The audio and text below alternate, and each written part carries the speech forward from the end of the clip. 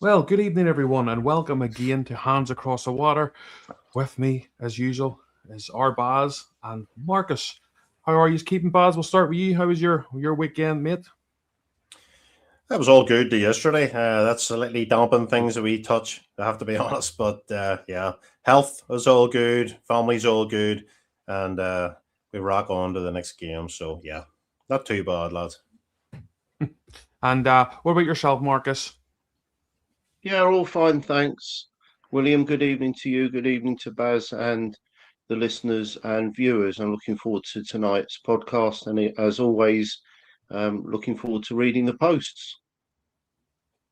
Well, before we go on here, we've got a bit of news, but we'll start with Baz first because your granddaughter's looking a high for me here, Baz. Oh, hello, Avea. She must be sitting watching there. So our Granda stuck here doing the podcast.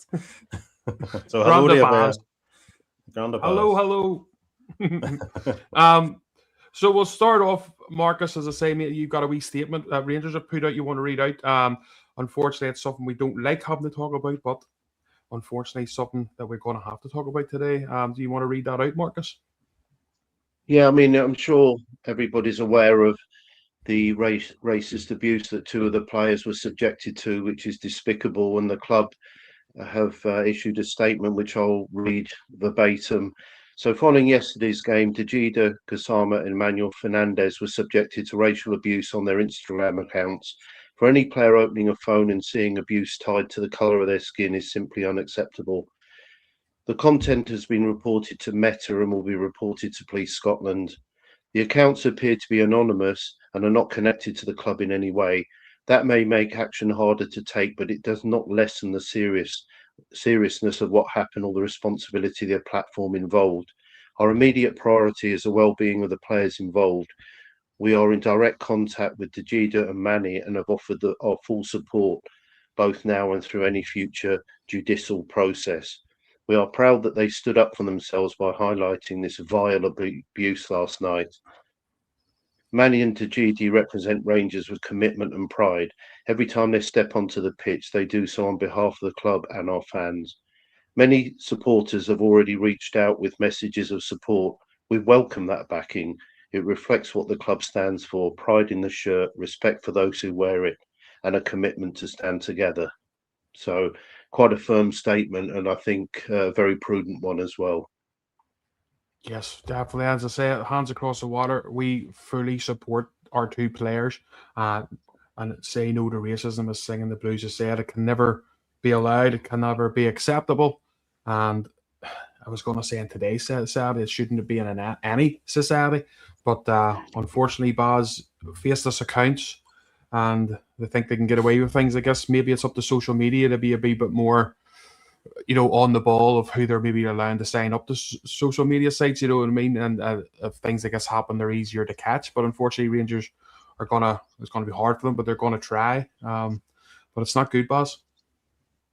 No, no, it's not. Nobody, whether you're a footballer or an average Joe on the street, should be subjected to any type of racism whatsoever. It's foul and disgusting. It has no place anywhere, especially at Rangers Football Club. I welcome the statement. I think it's well worded. I think it's really well supported from the club towards the two players, and going by what I've seen on socials and all around, all the Rangers family have come together on this, and they're supporting the players and they're also supporting the club. So hopefully going forward we'll not see such things. But yes, social media really does need to take a bit of a look at this and put some measures in place so that this can't happen again. I'm sure your thoughts are the same, Marcus. Thanks for reading that out, mate. And for it's something we obviously didn't. You don't want to have to talk about things, I guess, obviously, because you hope it isn't going to happen. But unfortunately, it has, Marcus. And or say the Rangers have done well to come out strong and supporting the two players. Yeah, very much so. I think the easier thing for all of us to do is, well, it's a societal thing, which in a way it is, but that's involved in our society of being football supporters and Rangers supporters.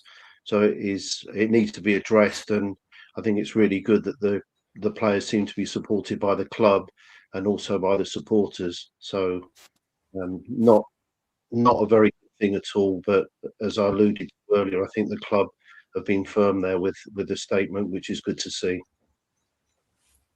Yeah. And let me see, Baz as well. So we'll move on from that. I say we had to talk about it, guys. We don't want to shy away from things. I guess we have to, at the end of the day, we are a platform, our Rangers platform. We support our players, so it was important for us to also back the club and Manny and Kasama, obviously, on that one. So we'll move on from that, and hopefully that doesn't happen again in the future. But we know what it's like with social media. So we'll move on here, Baz, and this is very, very important to us here at Hands Across the Water. We have a family called the Glendannings, and they're on our Facebook, they're on our YouTube. They're very, very supportive of us, always have been, and they need a wee bit of help from us and everyone that's watching. So we've young Archie. Archie's been through a lot. The young child who's been very, very ill, and they're doing a wee pub and quiz and disco, sort of to help out the charities that's been helping out Archie. Baz, you've got something that you from the Glendanning family that was sent to us. You want to read out before we go further on this? Yes, Archie is coming to in March. He was diagnosed with a brain tumour in July 2024 at 4 months old. He has had chemotherapy that was too harsh on his body and caused the development of hydroplasia, a chemotherapy that didn't work for him, and is now on oral medication to fight his tumour mutation, which is so far doing the job. He is also registered severely sight impaired. He has been through many operations, hospital stays, and a few blood transfusions. All at such a young age. Cancer has no age limit. We are having a fundraiser in April to raise some much needed funds for the Children's Cancer Unit in the Royal Team Dad, who are a family run charity from the Craigie that help the community and families in need, and with children who have different diagnoses all over Belfast, and the RNIB for all their work they do for the blind. All welcome to come along, and as we have the tickets. If anyone would like to donate to our fundraiser, big or small, a ballot prize for our raffle, we would really appreciate it. Yes, so as I say, that's very important for us here. We like to support the ones who support us. And the Glendenning family's been absolutely fantastic just the whole time. So they have the grandfather of Archie, uncle's fathers, his mother, grandmother, everyone connected with Archie. And as a Carly Glendenning, she's going to put in details in the Facebook comments if you want to go over to Facebook. Even if the video's over, there'll still be the comment will be there. And if you want to donate or anything, but as I say, it was very, very important for us to do that. So Archie, our thoughts and love from myself, Baz, and Marcus are with you, and we hope it's a successful night for all the Glendenning family. So thank you for taking time to listen to us doing that part. So now we're 8 minutes in. We'll come to 9 minutes in, and we're going to be talking now about the football. We'll start with you, Marcus, mate. We'll bring up, as I say, we'll play Livy. We'll bring up the stats towards the end that you've given. Another one of Marcus's famous stat graphs that we're going to talk about gives us something to chat about, gives you guys something to chat about as well in the comments. What did you think, Marcus, going into the game? We'll start with the team. Let's start from there. What did you think when you first seen the team?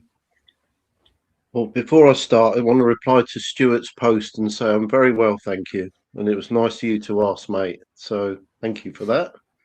The team, I think, when I first saw it, one of the agencies that I looked had it down as 4-2-2-2, which clearly wasn't the case because Nadiri was injured. So I think it was very clear that it was a completely different formation. So I was really up for the fact that we would be playing one up front with Chimiti because of that. And a little bit disappointed, and I think it was founded because I think the first half performance was quite bland, to be honest. And I don't think Chimiti, despite his hard work, it doesn't really work by himself. I personally would like to have seen the same formation, but with Miofsky up there, I know he's had a very different season, but I just think there would have been a bit of continuity, and then also like a really front foot attitude. And I just think we sort of fell back to what I perceived to be the type of football we played before we had the 4 signings. And again, it was as you've intimated on the title of the podcast, 0-0 away at Hibs, 1-1 at Motherwell, and 2-2 yesterday. That's not the form of a title winning team. So we've really got to fix it up. So it wasn't so much the team; it was more the formation, and I think that was shown. And we struggled, and we managed to get something out of it. I spoke briefly with Baz before that I wasn't too downbeat immediately afterwards, because there was just the relief that we actually managed to salvage a point. But then when I looked at it against a team that's only won once, second round, and that was going back to August, then it's just not, the result just wasn't good enough. I think, to be fair to Livingston, they took the chances, only had 5 shots, but 2 great goals, and I thought they were really well organised. But nevertheless, we had enough there to win the game, and I was really disappointing, I felt. Yep. Just quickly, sorry as well. So let me see. Stuart has wrote. Could you send me the details and I'll send something over for the wee man? So just quickly before we move off too far from that, while the comment is here, it's from Carly. So she says, "Thank you very much, guys, for doing this for us all to donate. It's on PayPal. So the wee details. Are there any prize? Please contact myself or Patricia Anderson, Glendenny for addresses. All support is much appreciated." So, yeah, if any of you want to switch over, if you're on YouTube, you want to switch over to our Facebook at some stage, or anyone watching on Facebook, that's where you can donate. The details are there, and as I say, coming from myself, I know I've spoken to Carly a few times, so you're saying that do a good cause. If you do send anything, guys, I'd be very appreciated. So thanks again. Baz, what is yourself then? You've heard what Marcus though. What's your, when you first seen the team sheet, and how do you think things went? Well, when I first seen the team sheet, it looked attacking. I was glad to see so many forward-thinking players on. Obviously, Olsen was on, and Chermetti and Gassama with Moore, and that looked to me, I instantly said Moore's going to play a number 10 here. He's going to sit behind Chermetti with Gassama on the left, Olsen on the right. And to be honest with you, when it started, Rangers actually played very well the first 5 or 10 minutes. They were very progressive going forward, but obviously we know what happened to that, and we'll get into that. My only issue was, I knew it was forward thinking, but I was slightly disappointed that we had to use Gassama from the start, because I think at the minute his head's down. He doesn't look like the player that initially signed for us. I know he got that goal or that assist from Hearts, but that was coming on late in the game, and he had the legs to get past the Hearts players. And I'm sure we'll talk about that again later on. But I just wasn't, when I seen Gassam in a team sheet, it just didn't give me the fire in my belly that I wanted just before the match. Then, having said that, it was Livingston. They're bottom of the league. They're only won 1 game all season. So surely Gassama, this was going to be his day to try and win round the support again from some failed performances of recent times. But yeah, I mean, I don't think you could have changed much with Nadiri not 100% fit. It's hard really to see who else probably would have come into the team. Ant-Man wasn't available. So I don't know. Obviously, it didn't pan out the way I expected, but I certainly thought with the first 11, we really should have done a lot better. Yeah, no, I agree. Like, I'm gonna CJ here, who's one of our loyal followers, always on with us, and he was like, he's flicking between the 2 matches, and ours looked like it was in slow mo. Our passing was shockingly slow, and it is so passive, isn't it, Marcus? Sometimes, like, I know Baz was right; he is correct. First 5 or 10 minutes, we're sitting there going, "Here we go, the Teddies are whistling Dixie here. We're going to, we're going to do the job." Unfortunately, it wasn't the case. After that, there we went very so, especially once we got a sucker punch from Levy and they got that goal, and you're thinking, okay, look, not great, but it's happened early, so it gives us loads of time to get back into the game, and it's just so slow, and you're like, you're going for a league title here, guys, let's put everything into it. And it seems to be, yourself, Marcus, there's 2 points in the game where, especially the end of the game, if you go to the end of any match, Levy are always going to lie down, they're going to try and waste minutes. So your time to win your matches and get them done without much problem is to start your first half. That's when teams aren't really ball, they're holding on to the ball just as much, and time wasting just as much. But when you're so slow and so passive like that, you're giving away half of football, and then inevitably, as you're getting into the later stages, like Olivia are obviously going to use the minutes up. And it's quite frustrating sometimes, isn't it, Marcus? When they go out against Hearts and they're absolutely fantastic and everyone's pumping, everyone's buzzing, and then you go and watch them and it's just that slow football. Well, as Baz referred to, we started well after 4 minutes, both involving Romans, who I thought again had a very good game. Fantastic through ball to Chimiti. We couldn't control it. Half chance, and then a really good header, fantastic save by Romans himself that struck the post. That was a minute later. So it's all ifs and buts. But I thought we started really well. But then as the minutes ticked on, we just seemed to be doing a lot of passive passing and not really threatening. Although it will come up on the stats, we had enough shots, but we're not possible to be able to convert them. And I just think they were quite well organised, Livingston, and that slow passive passing really cost us. And Baz referred to this time last week, if you remember, the own goal that Hart scored was really due to the fact that we had more Chimiti and Nadiri in the box at once, causing pressure. And again, I just felt for most of that game, with the exception at the end when we threw the kitchen sink, again, there just really wasn't the presence of players there to pull their defence apart, really. So it was disappointing. The other thing is, I might be coming across really negative tonight, but because of the Mikey Moore incident, which no doubt we'll speak about later, it tends to be forgotten that they played half an hour of normal time with 10 men. And, we weren't able to take advantage of it. That seems to have been completely forgotten.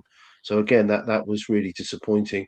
But I agree with you, William, that the passing was a bit slow, particularly in the second half. We had a penchant again for giving the ball away too often, which again alleviated pressure. So from the highs of the Hearts game, and again I alluded to it before, some of the away performances, I know it presents a different problem, a different challenge, but we're not really putting the level of performances in. And I was looking at the remaining 5 fixtures, which 2 of them away, 5 fixtures before the split, and Falkirk and St Mirren away. And those are the type of games that if we need to win the championship, we've got to play better and win. Yeah, we'll go into your away form after this, because I say it is poor. I think we've won.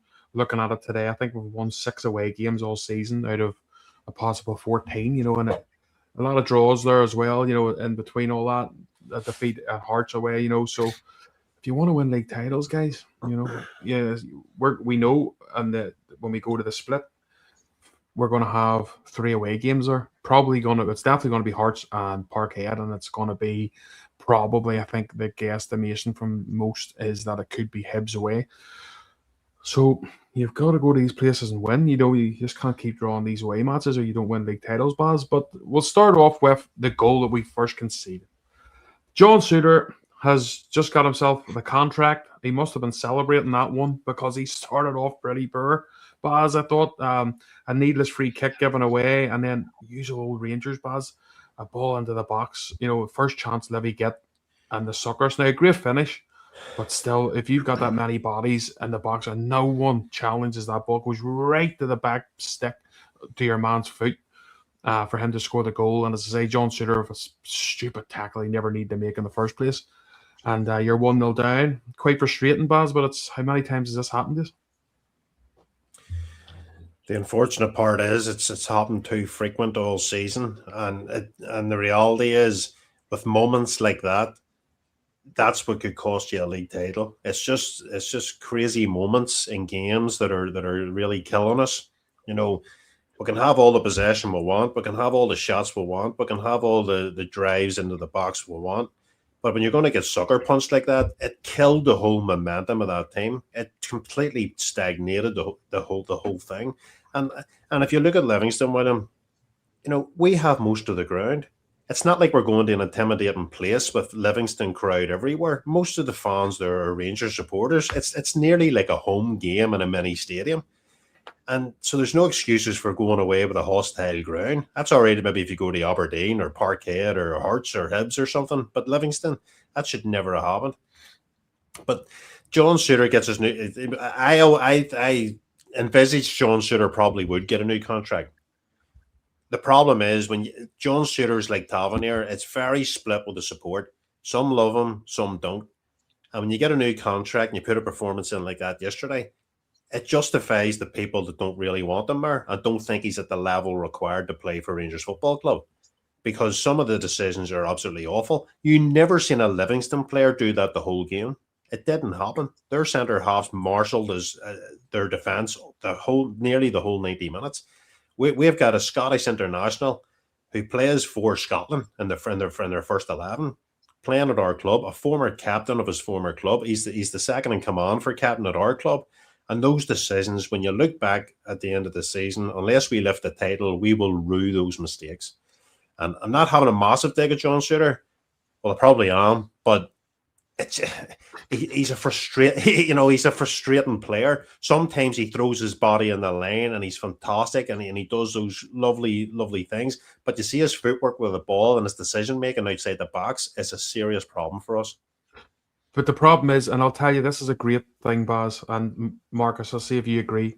The Suter is an amazing siege defender. Unfortunately, that's not what was needed yesterday, horses for courses. And CJ's right there. See if he's playing for Scotland and they're playing Portugal, for talk's sake, away from home, and they know we're defending today. That's our aim and that's the game. Big John Suter is fantastic at doing that. But see if he's playing for Rangers and we're on the attack and another team has a couple of chances, so just thrown in what happens to us a few times. He goes to sleep very quickly, doesn't he, sometimes, Marcus, and like loses the flights of balls and stuff. And it's as if he's not, if he's got his head on the way, as if, as say for Scotland, even for Rangers at times when we've had playing teams that we know we're going to defend all game, he can really, he gets his head on it and he knows what he's doing and that's where his brain is. But sometimes he just sleeps and silly decisions are made.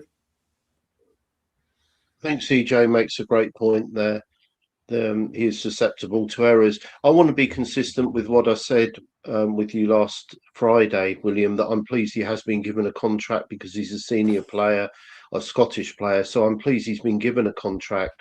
But I did feel, and I think that shows that he's probably going to be more of a squad player. And when we went through the template of what Baz, yourself, me and Andrew felt was an area that we needed to really invest in, it was one of them was centre back, and I think that proves it. So I think he'd be a valuable squad member, but again, can't really do anything about it between now and the end of the season. But certainly in the summer, I think that's something that needs to be addressed. We'll move on then to, obviously, Livy got the goal, so you're thinking, okay, Rangers, it's time to get going and get the ball moving. And we had chances. There's no doubt about it. We had chances. We had a million chances. We'll look into the stats after to prove that. But again, it was very, as I say, it was just so slow and so passive in that first half, which is so frustrating. Obviously, the second half made a few changes. Baz and Marcus will ask you guys what you thought on that. Olsen was taken off. Miowski was put up top. Obviously, then going to a 2. I think Gassama was moved to the right. I thought Gassama should have been took off in the first half. He was absolutely, for me, done nothing. I think, now I'm not saying Olsen's done amazing, but he's been brought in for the big moments. And I don't know if he's had a knock around. I don't think I've heard anything afterwards. I think he was just taken off because the manager just thought we needed to change, and that's fair enough. And that's the player got taken off. But what did you think, Baz? When you're going up with Miowski, did you have a bit more confidence going with the 2 up front when Miowski come on, or?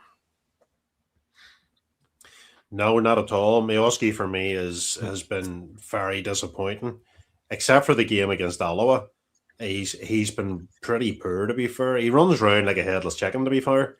I just don't see where Miowski gives us that edge against other teams. I just don't see it. Is it down to the way we play? and the way that Miovski is a number 9. He's he needs the ball, decent balls in around the box to shoot. When he came on, he didn't really get much of the ball, to be fair. We weren't really creating anything. And that's, again, our another biggest problem all season is creativity from the number 8 and the number 10. They actually provide a number 9 with chances. Marcus alluded to when we talked about Nadiri and Chermiti together. That definitely looks the most potent strike force that we have, with the two of them playing together from the start. Obviously, Nadiri had a slight knock, so couldn't start the game. But for me, William, when you talk about Miovski, that's not the same player that I remember seeing at Aberdeen. He doesn't look like he's got much confidence. He looks like he's, I think Miovski also knows that he's not the first choice. And sometimes when players know they're not first choice, sometimes the confidence does go and you don't get the same level of intensity and the same level of quality from them. And I think you're seeing that with Miovski. Not a lot changed, to be fair, when he did come on. I thought Gassama going over to the right was, I agree with you. I actually think Gassama should have left the pitch earlier. I think he had a horrific game. And then what are you doing? You're relying on Mickey Moore, because that's basically what we were doing for most of the game, was relying on Mickey Moore producing a moment of magic. So for Miovski, for me, I would actually, in the summer, unless Rangers are going to play to his strengths, I would actually move Miovski on. I don't think he's going to cut it at Rangers, and that's being honest. What was your thoughts then, Marcus, as you've heard what Baz said there? When we went, I'm just talking, obviously, when we went second half, you've seen Olsen coming off, Miovski coming on, going for that 2 up front, Gassama moved to the right. Did you think that was the right move at that time? At the time I did, yes, but in hindsight, especially Gassama, always effective interventions this season, including all the goals have been through the left. So I really didn't see that anything was going to happen on the right. I can see to an extent that I think Olsen and Miovski, my late father said to me, he said tools get ruined more by rust than overuse. And I think that Miovski at Girona barely played. Olsen hasn't really played, and I think that's really impacting on their performances. But I think that's a good point. I think whether it's actually the style of play, but Miovski I thought was going to be a really good signing for us, but he seems to have struggled. I thought that was a great opportunity for him yesterday. In fairness, I made a note in the 50th minute. He did actually force a really good save from the goalkeeper. That was one of the highlights, but I just thought that was a really opportunity for him to stake his claim and say, right, I can play with 2 up front, but it didn't particularly work out. So I thought the first substitute, as you mentioned, I think it was positive, was Miovski, then Nadiri on for Chukwani, then Asgard for Suter, which was a bit of a puzzle for me, to be honest. And then Bajrami, who I thought actually played pretty well. I thought he showed a bit of spark before he was injured, and he came on for Gassama. So there was the substitutes there. I think it was trying to be proactive, but again, unfortunately, I don't really think it had the desired effect, even though that we did salvage a draw. So we move on to what actually did happen in the second half, Marcus, as the game goes on. And obviously, Baz, Tavernier, and Suter had a wee bit of a muck-up between the two of them. Suter's ball wasn't great. Tavernier was expected to go somewhere else. Obviously, then he had to come running, couldn't just get the ball. Then from that, everyone's beelining back again because we've lost the ball in a stupid position. Another silly foul that never needed to be done given against us. Free kick comes in, and your captain and vice captain have left that right back position basically totally open when the ball comes out from the free kick. Livy player is just standing there, can't believe his luck that nobody's anywhere near him. He's totally free on the right hand side with no Rangers right hand side there left. No pressure whatsoever. Smacks the ball into the net and you're 2-0 down, Baz. If you didn't laugh, you'd cry, wouldn't you? It's even when I'm listening to the way you're doing the build up of that goal near gives me the shivers, doesn't it? It's nuts. Um, when we talk about giving away the foul, this is what we're talking about. We're our own makers of our own downfall, and this is a serious problem that this team has, giving away silly fouls and giving opportunities. Livingston are praying for opportunities like that where the game's totally stopped. They can get a set piece and drive a ball into the box. That's the way Livy want to play. It's not all counter attack. They want set pieces, dead ball situations, and Rangers handed it to them. What I would say is, in terms of the positioning of the player who gets the goal, James Tavernier he's the right back. He has to be covering his right hand side.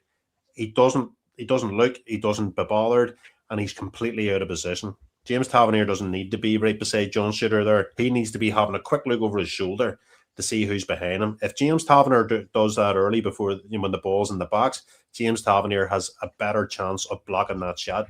He doesn't do it. By the time he gets over, the player puts it through his legs and into the net. It's a great finish, by the way. It really was a really well taken finish. But for us, especially at 1-0 down, the defenders need to be more alert. They need to be ready for those type of scenarios. And unfortunately, yes, John Suter, you could argue, but James Tavernier is the right back. That's his position. That's his position on the pitch on the right hand side, and he needs to be covering, and he needs to be acting like a captain and using his wisdom of years that he's been there to try and agree there on things. It's absolutely crazy. So for me personally, it's a Tavernier fault. It's also a fault that we let the set piece happen in the first place. So there's two incidents there that happens at Rangers that we actually could have very easily made not happen. They could have been very easy. And at 2-0, William, it's a mountain to climb at Livingston, 2-0 down at that particular stage of the game. What was your thoughts on it, Marcus? I say, listen, let's be honest here. If that's the left hand side and McGoma's on the pitch and it's on the other side of the pitch, your McGoma's getting some stick big time from the fans for that one, for leaving his man. Yeah. And I think Tavernier, to be fair, we know he's done well plenty of matches and sometimes defensively can be a bit suspect. But I'm just thinking, if you're a player, you're looking at that, that's your position for me at that side of the pitch. You have to make sure. And if you block that cross, or if you're there to try and block it and something else happens and someone in the middle, then it's the centre back. It moves to someone else's problem. But if it's in that position, for me anyway, and I know different teams set up differently in different areas when they're defending. But for me, when that ball comes out, straight away you need to look at yourself. Right, where's my position, and where's I'll cover where I need to cover here. You shouldn't be letting a man be free there, Marcus. No, it was a great finish by Lewis Smith, but I mean, he should never have got there. And I think whether it's giving away cheap free kicks or just a lack of concentration, and again, we'll look at the stats later. They just such little opportunities, but we're giving the opportunities and shooting ourselves in the foot. Just seems to be a lack of concentration, and it's not unreasonable to. I mean, Raskin's getting a little bit of stick. I think he had an indifferent game yesterday. But the fact is, it's human nature, and you do look for the more experienced players to come through these tough times. And when errors occur, then they're not beyond scrutiny at all. And as I say, after that, 2-0 down, and then let's not forget, it was only 4 minutes later that they went down to 10 men. And I thought it was then. And I made a note: Gassama, Fernandez, Raskin. So some of the passing we had was a ride, went into touch, was cut out. So I thought, rather than think, right, this is a real opportunity, we were really poor for about 10 minutes. And I agree with what Richard said there at 2-0 down. Because of the level of performance, I was struggling to see us coming back. Fortunately, we did. But no, it's just very disappointing. And then, it's good that we did come back and get and salvage a point. But I don't think we can be too deluded on that. We've got to look upon the overall performance, which again has got to raise, particularly with these away games. Yeah. So we'll move on to the goals. We got 2 goals, got us back in Fernandez does a blasting one, was absolutely fantastic. Then we had Mickey Moore from a cross coming in. It was a lovely header, got us in there. Then you're going right 2-2. Happy days, you're buzzing. And this is why I'm saying we're 35 minutes into the show, and this is why I want to bring this up, because if you bring up the penalty problems or the penalty should have been early, then everyone's like, well, here we go. This shows all it is about that penalty. It's all about there was a lot more happening. That's why we like to take our time going through the matches and get to the incidents as they happen. And I say, well, go for this one because this is going to obviously take a bit of time. A lot of people's going to want to make comments on it. So 2-2 Baz. Mickey Moore's through and goal. The foot is actually back. He's ready to offload. Let me see if I can get this up. But that's just inside the box there. We've got a video. We'll play this a couple of times before we chat about it. Let me see.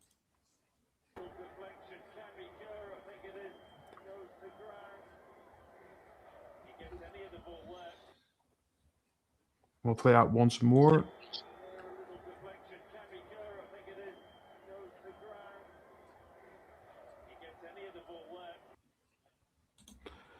So, Scottish referees don't think that that's a goal scoring opportunity, Baz. They had a chance. The VARs there. Referees in Scotland, for me, are absolutely useless. They use VAR quite a lot, as in they say, we don't have the guts to make that decision, so we've got this extra back in here, which is called VAR. They can intervene if I don't get it right on the pitch at the time. But VAR took a look at it. It was 3 to 4 minutes. It was quite some time, Baz. They looked at it. Then they were looking at the attacking phase of play. They were looking at the attacking phase of play because then they needed to see to make sure there was nothing happened or offsides or less. So that proves to me that the scene then at the time, they're checking for something, because obviously if they're checking the attacking phase, they want to make sure that the foul's given correct. Now there's an argument between, was it outside the box, was it inside the box? I think the rules are if you're just outside the box, and it carries on into the box, then it's an automatic penalty. But you've got two decisions to make. You've three, Baz. One, it's a penalty. Two, it's a free kick, but still the sending off it regardless, because obviously it was a goal scoring opportunity. But they make the third decision, which is the baffling one of no free kick, no penalty, and no sending off. Baffling. Well, the reason why VAR don't call a free kick is because the referee didn't call for a free kick in the first place. VAR can't intervene with free kicks; they can intervene with penalties. I think I'm correct in saying that. Yes, but they can't. But they can. But yes, you're correct. Or they can't come in and give a free kick. Sorry, that's my fault for wording it that way, Baz. Sorry. But what they can do is say it should have been a free kick. We can't call on that, but the red card's still a red card because it was a shooting opportunity, even though if it was outside the box. The problem of it is there's far too many grey areas with these decisions, and that's the biggest problem. The other fact is that when it comes down to Rangers, yes, we always seem to get the wrong end of the deal. This is the way it is. That moment we could look back on at the end of the season, and that could be the game that doesn't get us what we ultimately want. I hope that's not the case. But there are moments in games that can either propel you or they can completely destroy you. Now, granted, we were at 2 each. We got ourselves back in the game, and that was all well and good. It's so difficult. I mean, for me, I don't understand how the referee doesn't call for a free kick initially anyway. That for me is beyond me, because that is a fantastic position with some of the players we still have in the pitch who can score very good free kicks, by the way. It was a brilliant area of the pitch. I don't know how the referee didn't call a free kick. That for me was absolutely mind-blowing. We could argue all day and long, was it a penalty? We could argue, was it outside the box? Does he travel inside the box and the momentum takes him down? The reality is we can't change it. We cannot change that. But the SFA and rules in football need to be much more clear, because it's constant. It kills momentum in seasons, because if we get the penalty and we score the goal, which very likely we probably would have, it changes the dynamics in that league title race hugely. I don't know. I mean, if Moore's not in a goal scoring opportunity, where does he have to be? It doesn't make any sense to me. He's forward on goal. The trajectory of his right leg is coming back. He's about to strike the ball. That was his next part. He was about to take the ball with his right foot, and he gets completely cleaned out. Very minimum, should have been a free kick with a red card. He was on goal. The penalty depends what way. When you look at that, there it's a penalty. That's what I would say. Like VAR took a very, very long time on it, and then ultimately give a free ball. I think that was the final decision. A free ball. It's just poor refereeing all around. It's poor. VAR is absolutely shocking. I just don't know. I mean, you can clearly see there Mickey Moore is completely taken out. It's a bare minimum yellow card bare minimum free kick with a red card for the defender at minimum. And we get nothing but a free ball. Plus the 4 minutes. Plus the 4 minutes, William goes on and on and on, and it kills the momentum we were having in the game, attacking their goal. It killed it for us, What's your thoughts, Marcus, then, on this, mate? I'll keep it concise because I think Baz has covered it, or both of you have. I think Cypher's made an excellent comment in the post. It's a non-decision because the referee hasn't made a decision. That has really cascaded into a sequence of events that VAR can't really get involved, which I thought was really weak. And the other thing I don't understand is VAR can't get involved, but they've spent nearly 4 minutes. So I don't really know what they were looking at. And I'd love to be a party to the audio of that whole thing. And it's quite interesting today. I've got the benefit, as we all have, for so-called expert opinions, but Dermot Gallagher was saying it was outside. It should have just been a free kick.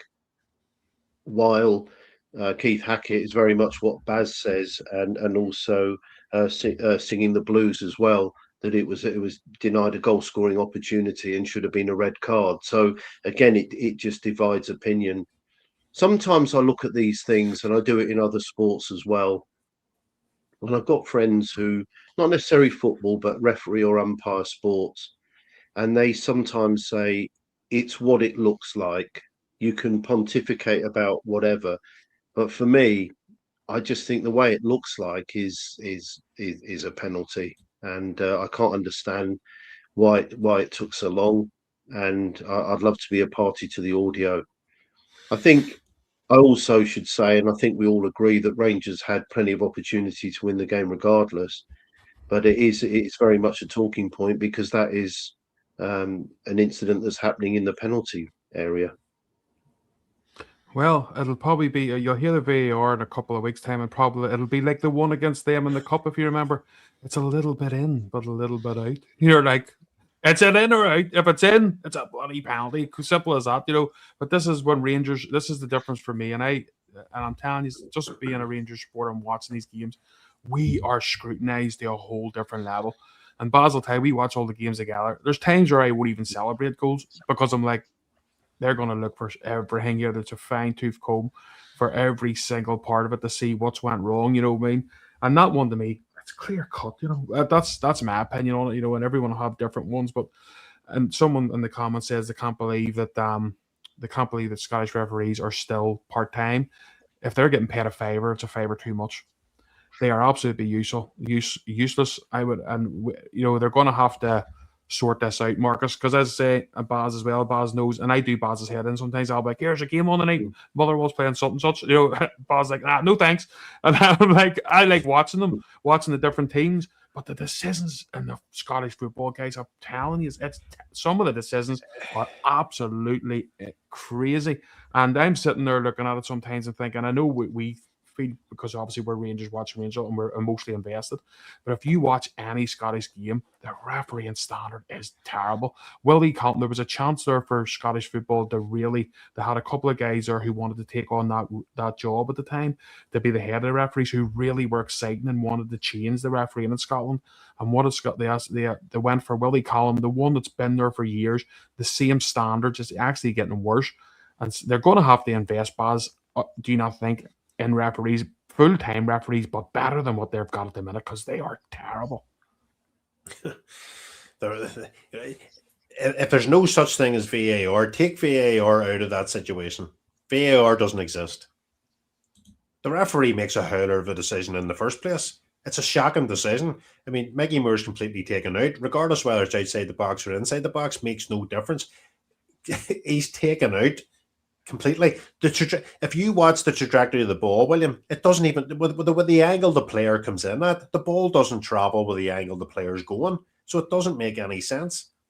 It's poor refereeing. The refereeing standards are woeful. Irish League standard is better.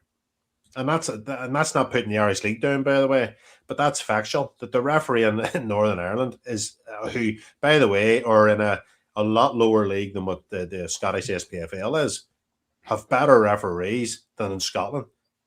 Willie Collum is an idiot. He should never be where he is. That's a fact. Willie Collum talks nonsense.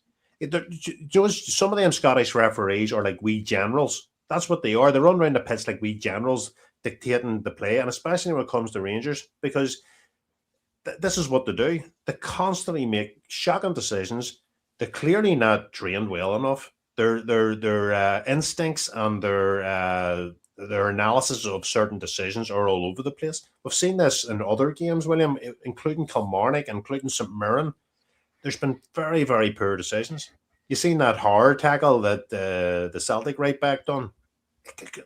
That wasn't given as a red card. It was shocking, absolutely woeful, and it's constant. It's happening every week. It's happening to a lot of other clubs, not just us.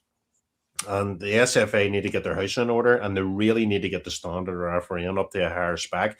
And for me personally, Willie Collum must be taken off his perch and replaced with somebody that's competent and somebody that can actually deliver proper refereeing expertise and put the proper training in place for the referees that referee in Scotland. Just quickly, guys, before we go on, Cami Cake has become a YouTube member. Thank you very much, man. That's brilliant. Really, really appreciate that. Thank you for the support and helping us out in the show by becoming a member. That's amazing. So thank you very much. Welcome aboard. I hope you enjoy the content. We try and do our best here. We never say we're in the know because we don't know. We're in the know of nothing. We're just normal Rangers men and love having a chat together, and we love having a chat with you guys and gals that come on. So I appreciate that, mate. Thank you very, very much. So Marcus, I say we don't want to go because there's so much to talk about. We've got big games coming and stuff. But just your last thoughts on the refereeing standard. Could it be better? Should it be better? Do you think it will get better? Or do you think this is just something we're going to have to continue with for the foreseeable? Well, it should be better. And I think it's not just the referees. I think the support staff, i.e. the people on VAR, I'm not sure that they're any better either. So that needs addressing. I just think a complete overhaul, and maybe it's a result of the fact that the television deal wasn't particularly great, and that can percolate down to referees. So maybe it's not going to be until that's improved that more investment can be put through to referees. But without doubt, it does need to be improved. And as you guys have said, it's not just Rangers. I think in general, the competition has been really good this season. I think it's very close, and it needs to be supported by correct refereeing decisions. Bobby says maybe ex-players should be referees. And I think, I think something going forward, guys, too, we're in 2026 here. We're paying all this money for VAR. Why not have someone who's there at the end of games for every single game, a certain, whoever it is, just coming out and taking 5 minutes and just going, look here, this is why I made this decision. This is why we came to this.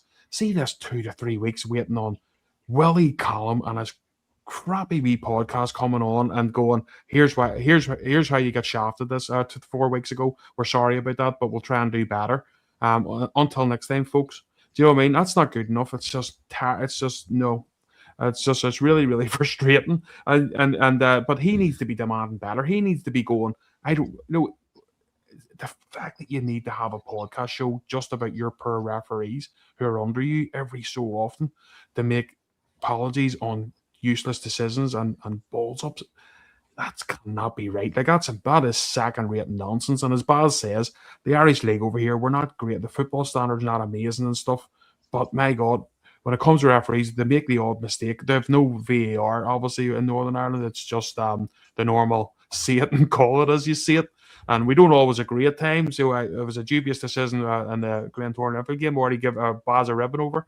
We don't always get it right, but they don't have the chance to look back and go, right here, we've got a TV now to sit here and analyze every angle, and they still can't get it right. And obvious decisions at times, it's absolutely baffling. Somebody made a comment about the Motherwell game against St Mirren, and I said enough, and even the commentators were going mad because they were like, what the hell? How did they come to that decision? Even though they had the footage to review it, and they still sent the guy off. Oh, I don't know. Well, hopefully that's something that gets sorted. And soon we'll go to the stats quickly. Marcus, you put up if you want to talk to us about. Sorry, mate, because we've went on that much. It's been a crazy show. So let's get through these stats that you brought up, Marcus, and let us know your thoughts on your process of making this up for us. It's only just a really quick one. When we looked at the stats of the previous 4 games, I went through the Motherwell game and said, how on earth did we manage to get something out of that? I'm not sure. But again, turning it on its head, when you look at this, 73% possession, 31 shots to 5, 14 on target, and the asterisks, I'm led to believe, and I did read that that's actually the most on target for 2 years. And it's just unbelievable that we've only scored 2 goals, and the role reversal, only 3 on target for Livingston out of 5, and it's 2-2. So if ever there was a stark reality that it's not just down to one player, if we play two up front, it's 2 players, or the way we play, that's a stark reality of we're just not scoring enough goals. And it might be stating the obvious, but sometimes it just needs to be said. Again, pass completion. I was actually surprised it was as much as that, to be honest, because I just think we gave the ball away far too much. But I think that just typifies part of the problem where we are, and something that needs to be addressed between now and the end of the season if we're going to win the league, and certainly looking into next summer. Yeah, no, it's great. As we always enjoy your stats, Marcus, and the time and effort you put into putting them up for us, and it gives us a lot to chat about as well.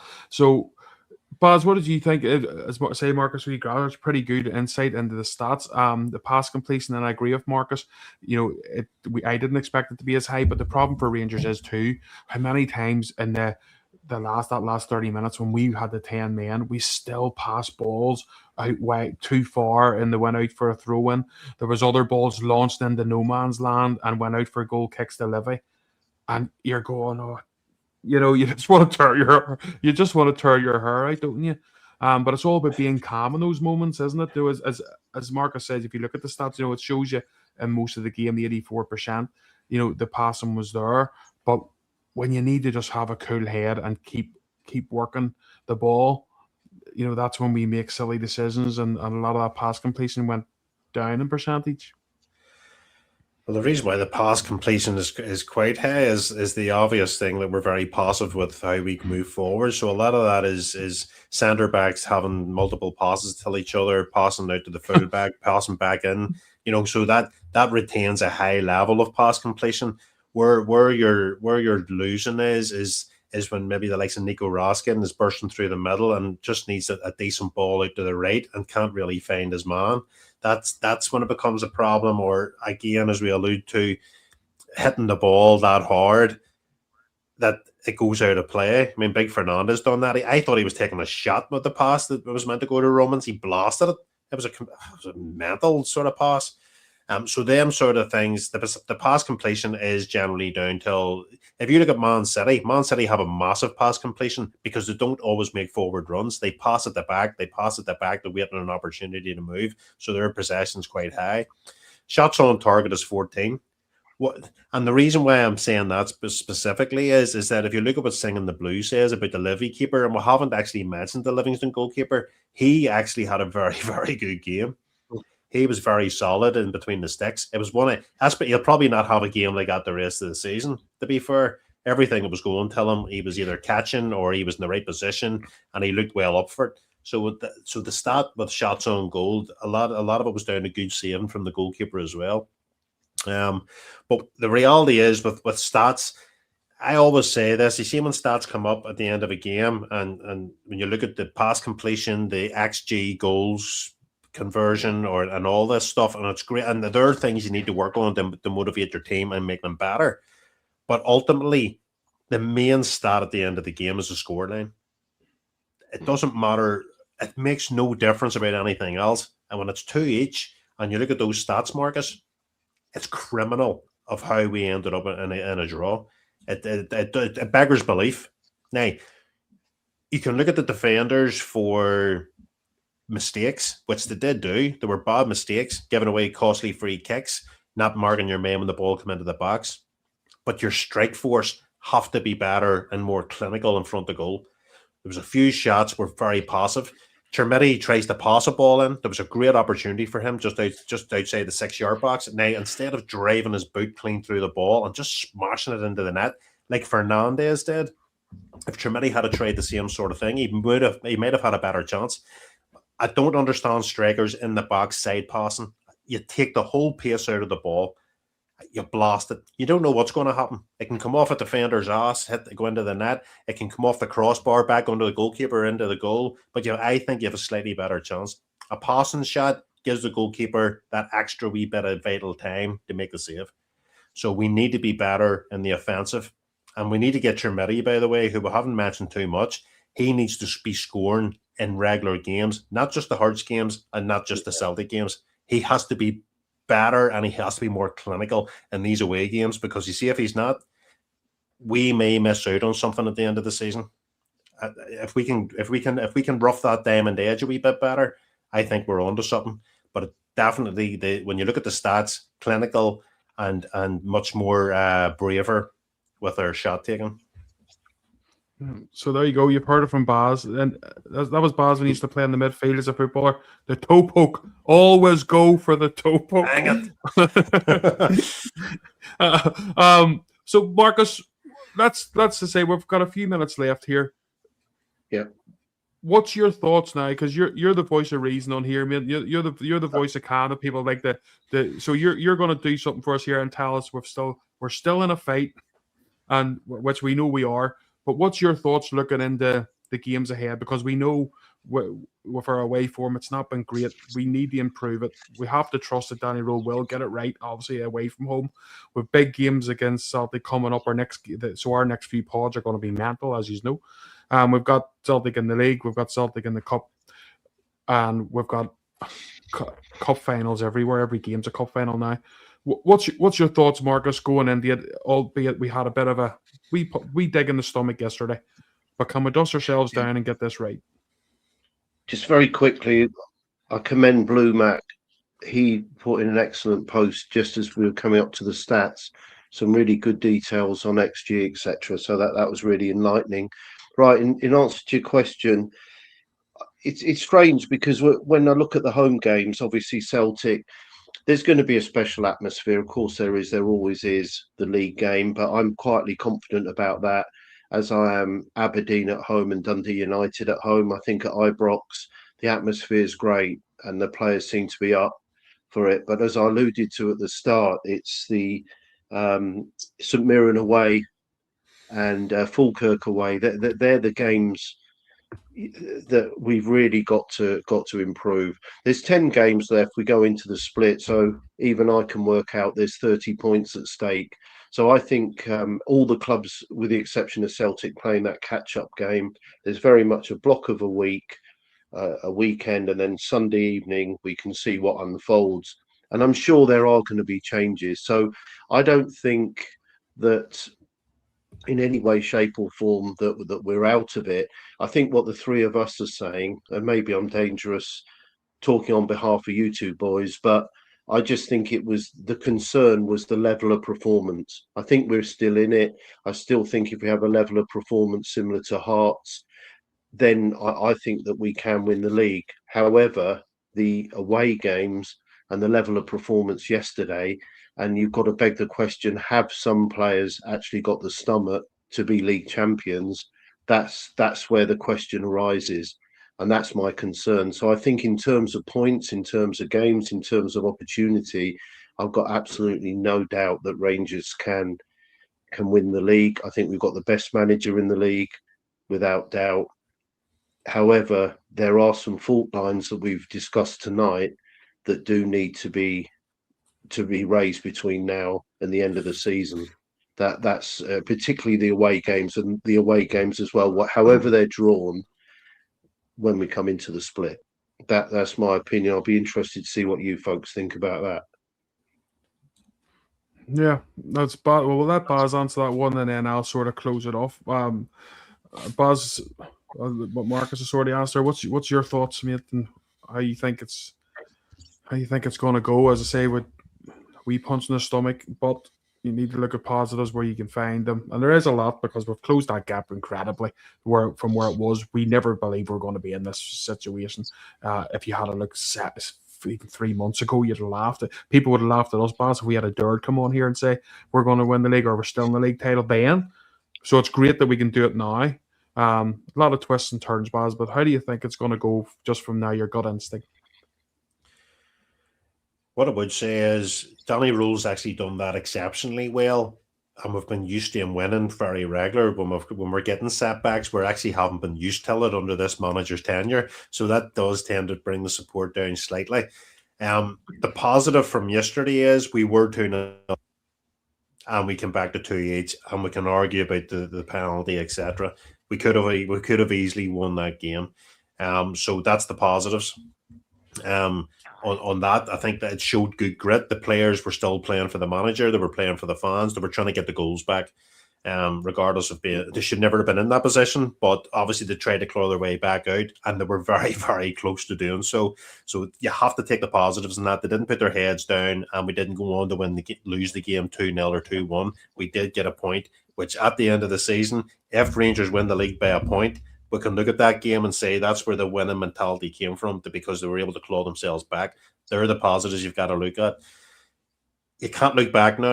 We have a double header here against Celtic. And by the way, and Marcus alludes about something. See, you talk about Falkirk and you talk about St Mirren. I am not worried about these on Sunday. I am not worried about them the following Sunday, because we have shown we are more than capable of beating them and beating them well. We can do it. It's those other games. We could win the next 2 games, beat them in the league and put them out of the cup. Fantastic. Can we go away to Falkirk and do what Motherwell done to St Mirren at the weekend? Can we do that? That's where the tale will tell, and that will be whether or not we win this championship. It's not going to be down to the Old Firm, which it normally is sometimes. It's going to be down to our way form against the smaller sides, per se. But yes, look, at the end of the day, we're in the title race. We're second in the league. We have to play the Emmons twice. We have to play Hearts. Their points, if we get maximum points there, and Motherwell, again, well, we'll keep this brief, Motherwell will be the team that can spoil the party for one of them teams. They can do it. So it's going to be very interesting at the end of the season, but Rangers need to get their house in order in terms of away form against the smaller teams, and they need to go and grab the 3 points. Yeah, no, I agree with everything that you have both said there, guys. And listen, Motherwell, for me, I've said this so many times, I'm getting bored saying it, but Motherwell are a fantastic outfit. Every time I watch them, they're fantastic. They're a great footballing team, and they're ruthless. They don't concede goals. I think they've conceded 18 all year, which is one of the best in European, if not the best, for defensive records. So they're a cracking team. And I've seen them. I watched them again there on Friday night, or what night was it? Was it Friday or Saturday? Saturday night, I think it might have been. Was watching them, and they were absolutely fantastic again. And they destroyed that St team. And listen, me and Baz, Ulster man, we know Stevie Robinson, where he comes from our neck of the woods. Great wee manager. And it's very rare his teams get an alley out of the gut. And boy, he was like, they were slapped big time. Great team. So the thing is, they're going to have to play. I think Celtic and Hearts have to play Motherwell twice each. We only have to play them once, and we've got them at Ibrox. So there's going to be twists, and there's going to be, there is. But we need to be winning those wee silly Levy. You just beat Levy away, I mean? And I'm saying it has happened now, so there's no point going on about it. Obviously, this is the part it was after the game. We're going to have to talk about it. But hopefully now we're going to learn. And like Manny Fernandez was chatting afterwards, saying that he believes there's fire in the bellies of the team, and he believes that the team want to do it, and I'm sure they will. But we'll see how it goes. Oh, there's John. By the way, just had to quickly divert quickly here. John, I've been on the Not Nor Rangers podcast so many times, and John keeps writing in because he couldn't comment on ours. So I'm glad He was joking saying that Per John was black, but I'm glad you got it. You got it sorted, mate. You can comment, so welcome, and I'm glad you got that sorted, buddy. As I say, loads of stuff to go. Marcus, I'll have a chat with you and Baz as well, because this is a massive game, guys. We need to get ourselves on a game. We can't do a Monday and not do so. We'll try and squeeze something else in for the viewers and get the blood pumping we need to. So we'll get another night, hopefully later on the week, and a few days maybe before the game or the day before something. Let's try and get a few of us on to chatting and get the battle fever on. Thank you very much for everyone that's been watching us. Anyone that has, please like and subscribe, because that does help us. And if you want to become a member, you can for as little as 99p, and that also helps us out. It's been great chatting with you all. I want to thank Baz, I want to thank Marcus, and as I say, from Hands Across the Water, our thoughts are with Manny Fernandez and Gassama. As I say, we said at the start of the show, we will say it again at the end. We do support them 100%. There are players, and they just don't deserve it. Nobody deserves that. Racism just has no place in football, no place in society. So, but it's, as I say, Rangers come out with a good statement, and that's important to do that. We have to rally around each other. But with massive games to come, and we're going to be here with you, win, lose, or draw. Hopefully it's all for the wins and we do something special this season, but we'll still be here no matter what happens, and we appreciate you all for sticking with us. Thank you very much, and we'll be back with you hopefully sometime later this week. Bye, everyone.